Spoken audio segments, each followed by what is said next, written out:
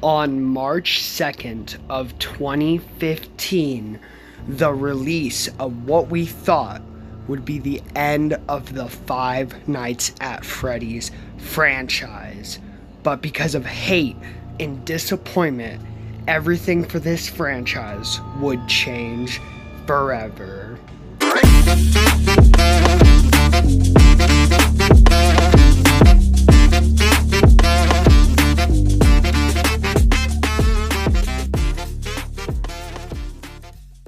Hey guys, Fnaf 22 here with our video, and in today's video we are doing a little bit of an analysis in our retrospective on one of the most underrated Five Nights at Freddy's games, Five Nights at Freddy's 3. Now, I did a little bit of a community poll a few days ago at the time you guys are seeing this, asking which big opinion video would you like first, and even though it didn't get a lot of votes, it does look like you guys wanted to see the Five Nights at Freddy's 3 retrospective, and as you can see by the title and thumbnail, in my opinion, this is one of the most underrated Five Nights at Freddy's games, and we're going to get into that with today's video. I have three big categories I'd like to go over: the build-up for the game, the gameplay, and the story for the game. These are all the big categories we're going to go over for, just to talk about why I think Five Nights at Freddy's 3 is an underrated gem. First off, let's go over the build-up for Five Nights at Freddy's 3. We're going to go over the original trailer as well as a bunch of teaser images we saw for this game. And first off, I want to go over some of the craziest and coolest teasers we've got in this series, starting off with the I'm Still Here teaser. This was a big teaser back then because it gave us our very first glimpse at Springtrap, as well as making everyone think that Golden Freddy / Fredbear would be the main protagonist of this game, the main animatronic, but really it was William Afton hinting that he was still here even after all the tragedies of FNAF 1 and 2. An absolutely amazing teaser, one that shook everyone back in the day. Next up, some smaller teasers we did get. We had the parts box, which just kind of showed all the parts from FNAF 2. This would be a part in the office, nothing too crazy, as well as the map teaser, which was just a cool little teaser of what the map UI would look like, and if you brighten up the image, it would show the air duct system, kind of teasing, hey, there's going to be vents in this game, kind of like FNAF 2, but a lot different. These ones were a little bit smaller, but still cool little teasers. Then now, with some other really bigger, better ones, we had the Guess Who, which had our first look at a Phantom animatronic being Phantom Balloon Boy. Now, this little guy was not a cool animatronic. Everybody hates Balloon Boy, but it was a cool teaser to show off what the animatronics for this game would look like, as well as just giving us a very good look at what the atmosphere of this game would be like. And of course, saying Guess Who, haha, BB, nobody cares about you, bro. Then we had the It's All in Your Mind teaser. This one was also just like the BB one, a cool one because it showed off more animatronics, showing off Phantom Foxy and Phantom Chica. This one was a lot better than the BB one in my opinion because you get to see more of the renders and it's not so dark, but at the same time the BB one was cool because I think it came out before this one, so it had much more of an impact. And then, of course, we had the Freddy hat teaser, which just showed a spotlight on Freddy Fazbear's hat, obviously indicating that this was supposed to be the final game in the Five Nights at Freddy's franchise. An absolutely amazing looking teaser. And now, with all of those teasers out of the way, let's look at one of the weirdest yet coolest trailers in Five Nights at Freddy's history. This was the Five Nights at Freddy's 3 trailer, and it had this very creepy, like, weird vibe to it, showing off the older games, showing off FNAF 1, showing off FNAF 2, the games that we had played and got to love at this moment in time. But this was the big teaser that finally showed off the main animatronic and the main main antagonist for this game. Of course, the returning man, the man that we only seen 8-bit sprites for, the purple guy, the William Afton, aka Springtrap. And this was one of the coolest shots ever. The twitching Springtrap shot is one of the most iconic Five Nights at Freddy's shots ever. This trailer was absolutely great for its time, and it still holds up. Now that we've gone over the trailer and all the teasers in the build-up for Five Nights at Freddy's 3, in no specific order, by the way, let's go over one of the biggest aspects of a video game. The gameplay. How does the game play? Well, Five Nights at Freddy's 3 was a lot different compared to Fnaf 1 and Fnaf 2. Of course, all three of the games still have sort of the same aspect in mind, but they like to change it up a bit. Fnaf 1 is a very basic game where you just get the cameras and your two doors. That's pretty much your whole main task there. And then Fnaf 2 makes it a little bit more crazier with getting rid of the doors, having the flashlight, the mask, more animatronics. Fnaf 3 actually took an opposite approach. Instead of it making more hardcore, more complex, it got more simple, with there being less animatronics and only one animatronic that can kill you, being Springtrap. All the other phantom animatronics would just kind of put your character more into a shock, not actually killing them and ending the game, making the gameplay a lot more different.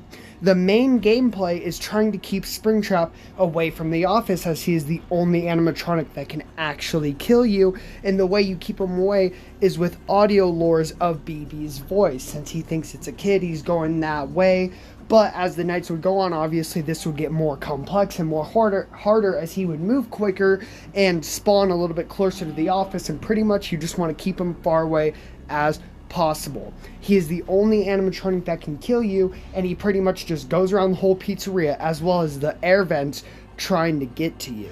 There was a brand new mechanic, as most FNAF games did introduce at the time, which was the rebooting mechanic. So pretty much sometimes your audio or your cameras would go out and you would have to go into this separate menu and start rebooting things. You could reboot all or just reboot them individually. Now this made the game a lot harder, because on some nights when Springtrap is moving crazily fast, you have to go and reboot like the audio, because some nights you can only use the audio like twice and then boom, it goes out, so you have to go reboot it. It was just pretty much made it more strategizing, as you had to think about your next step and make sure Springtrap did not catch up to you. It was kind of a cool aspect, but it also kind of made the game a little bit more difficult, which is not always a bad thing. Now, let's talk about one of the main things that everybody hates about Five Nights at Freddy's 3. Everybody hates the jump scares. Now, the Phantom animatronics have decent jump scares, like Phantom Foxy and Phantom Freddy and Phantom Blue Boy. They have decent jump scares. Now, let's not talk about, Phantom Puppet and Phantom Mangle, because their jump scares kind of suck. But most people complain about Springtrap's jump scare, and this is actually what leads me back to the hook from the beginning of the video on how people complained and hated this game, was because of how bad, quote-unquote, Springtrap's jump scare was. Now, I will show you the jump scare here in just a minute. I mean, you saw it in the trailer earlier, but everybody would complain about this jump scare, which would lead to Scott Cawthon, the creator of FNAF, making Five Nights at Freddy's 4, which was supposed to be a super scary game, and in my opinion, the scariest game in the entire franchise. Now, let's take a look at Springtrap's jump scare real quick. Okay, I know you just watched that and you're like, holy crap, that is one of the stupidest jump scares ever. Which is true, but in my opinion, now looking back, it's really not as bad as some of the other jump scares we would get later on, like the shaking PNG jump scares in Ultimate Custom Night, or pretty much any jump scare in FNAF 6, aka Pizzeria Simulator. Yes, the jump scare is bad, but I still think the atmosphere and the illusion of the entire game still kind of helps out, and like I said, looking back now at some of the other games we got later on, it doesn't hold up to be one of the worst FNAF jump scares ever. It's just not the best jump scare ever. It's a pretty mid jump scare. And one of the best parts about Five Nights at Freddy's 3 is how many cool Easter eggs and secret images we got in this game. There are so many cool Easter eggs, like Phantom Golden Freddy and the Phantom Cupcakes, as well as like the mini games, which we will go into here shortly with the story. And of course, one of the coolest things was the secret images. Every time you would die, there would be a 1 in 1,000 chance that you could get one of the 3 secret images you see here on screen. And these were absolutely amazing and absolutely terrifying, because you would just randomly die and you're like, okay, now I gotta restart. And then you would just see Springtrap ripping his whole face off. Like, these things were absolutely scary, and these were one of the coolest Easter eggs in Five Nights at Freddy's games, in my opinion, for like the whole history. I mean, these were some of the best Easter eggs we ever got in a Five Nights at Freddy's game. These images were absolutely amazing. Now let's talk about one of the other main things in a video game, and in my opinion, one of the best storylines in the Five Nights at Freddy's franchise. We've got the story for Fnaf 3. Now, obviously, this was supposed to be the very last game in the franchise. It was supposed to originally just be a trilogy, and that's why I think Scott absolutely did his best on this story. There are technically 3 different endings, with the first ending being the bad ending. To get the bad ending, all you would have to do is complete the game without doing any of the mini games, and this would result in the bad ending. This is where Purple Guy would finally get surrounded by all of the spirits of the children that he hurt in the past games, and he would get scared, try to run off into the yellow rabbit suit, and he would get crushed, ending the game. We all know this scene. It's one of the most iconic Five Nights at Freddy's scenes in the whole 10 years of this franchise. But why you're asking this is the bad ending? We will talk about that soon when we come to the good ending. But a still very great and iconic scene in the Five Nights at Freddy's franchise. Then we've got the neutral ending, which some people don't count this, but it is still technically an ending, where you beat the nightmare mode and you get the secret ending showing that Fazbear's Entertainment has officially burned down, which ends the game. And this is one of the most iconic, you know, Springtrap getting burned and coming back to life. This is also a very iconic ending. Not as iconic as the good and bad endings, but still an iconic moment in the Five Nights at Freddy's franchise. Everybody's seen this newspaper clipping. And of course, we have the best ending in this game, which I hope is the canon ending. I don't really know if we have answers on that. Let me know in the comments down below. We have the good ending. So for the good ending, you would have to complete all the mini games, making sure all the kids got cake. So there was like a Mangled mini game, a Toy Chica mini game, a Balloon Boy mini game, and you just had to make sure you would find all the secrets to get the cake and give them to all the children. And then once you beat all the nights, you would re-see this mini game that we were just talking about, where Purple Guy finally gets trapped by all the spirits. But instead, on that end scene, you would see that none of the FNAF 1 characters' heads were lit up anymore, which means the spirits were finally set free. And this was supposed to be the end of the trilogy and the end of the Five Nights at Freddy's series. This is why, in my opinion, Five Nights at Freddy's 3 is an absolutely underrated gem. Yes, the gameplay isn't amazing, the jump scares are definitely not amazing, but I think, in my opinion, it had some of the coolest build-up, had fun and unique gameplay that is very fun when it's translated over to the VR Help Wanted, and I think it has one of the better stories in the FNAF franchise, and even at that time, the best story out of the 3 games. Obviously, some of these other games like Pizzeria Simulator have a great story, but I think FNAF 3 had a very underrated story, a very underrated gameplay, and some great teasers building up to this game, and that is why I think Five Nights at Freddy's 3 is an underrated gem of the FNAF series.